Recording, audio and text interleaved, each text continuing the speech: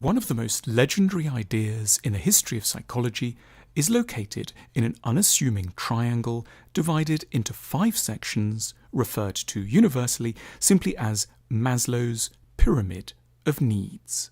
This profoundly influential pyramid first saw the world in an academic journal in the United States in 1943, where it was crudely drawn in black and white and surrounded by dense and jargon-rich text. It has since become a mainstay of psychological analyses, business presentations, and TED Talks, and grown ever more colourful and emphatic in the process. The pyramid was the work of a 35-year-old Jewish psychologist of Russian origins called Abraham Maslow, who'd been looking since the start of his professional career for nothing less than the meaning of life. No longer part of the close-knit orthodox family of his youth, Maslow wanted to find out what could make life purposeful for people, himself included, in modern-day America, a country where the pursuit of money and fame seemed to have eclipsed any more interior or authentic aspirations. He saw psychology as the discipline that would enable him to answer the yearnings and questions that people had once taken to religion. He suddenly saw that human beings could be said to have essentially 5 different kinds of need. On the one hand, the psychological, or what one could term, without any mysticism being meant by the word, the spiritual, and on the other, the material. For Maslow, we all start with a set of utterly non-negotiable and basic physiological needs for food, water, warmth, and rest. In addition, we have urgent safety needs for bodily security and protection from attack. But then we start to enter the spiritual domain.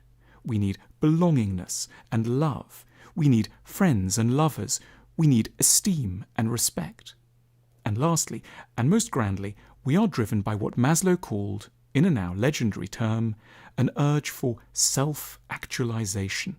A vast, touchingly nebulous, and yet hugely apt concept involving what Maslow described as living according to one's full potential and becoming who we really are. Part of the reason why the description of these needs, laid out in pyramid form, has proved so persuasive is their capacity to capture a profound structural truth about human existence. Maslow was putting his finger with unusual deftness and precision on a set of answers to very large questions that tend to confuse and perplex us viciously, particularly when we're young. Namely, what are we really after? What do we long for? And how do we arrange our priorities and give due regard for the different and competing claims we have on our attention? Maslow was reminding us with artistic concision of the shape of an ideal, well-lived life, proposing at once that we cannot live by our spiritual callings alone, but also that it cannot be right to remain focused only on the material either. We need, in order to be whole, both the material and the spiritual realms to be attended to, the base lending support while the summit offers upward direction and definition. Maslow was rebutting calls from 2 kinds of zealots. Firstly, overardent spiritual types who might urge us to forget entirely about money, housing, a good insurance policy, and enough to pay for lunch.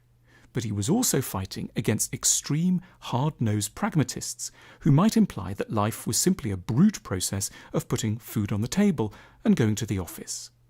Both camps had, for Maslow, misunderstood the complexity of the human animal. Unlike other creatures, we truly are multifaceted, called at once to unfurl our soul according to its inner destiny, and to make sure we'll be able to pay the bills at the end of the month.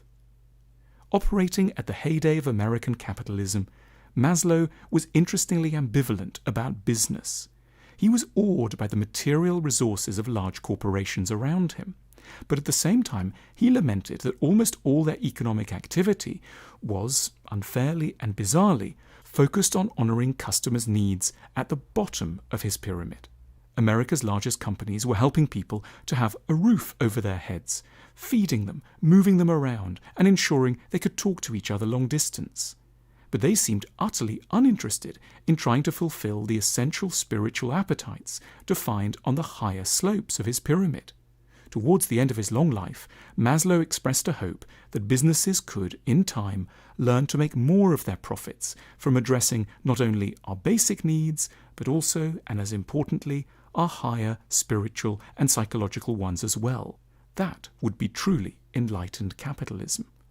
In the personal sphere, Maslow's pyramid remains a hugely useful object to turn to whenever we're trying to assess the direction of our lives. Often, as we reflect upon it, we start to notice that we really haven't arranged and balanced our needs as wisely and elegantly as we might. Some lives have got an implausibly wide base. All the energy seems directed towards material accumulation. At the same time, there are lives with an opposite problem, where we've not paid due heed to our need to look after our fragile and vulnerable bodies. Maslow's beautifully simple visual cue is, above anything else, a portrait of a life lived in harmony with the complexities of our nature. We should, at our less frantic moments, use it to reflect with newfound focus on what it is we might do next. Our decision dice are a tool to help you make wiser decisions in work, love, and the rest of your life.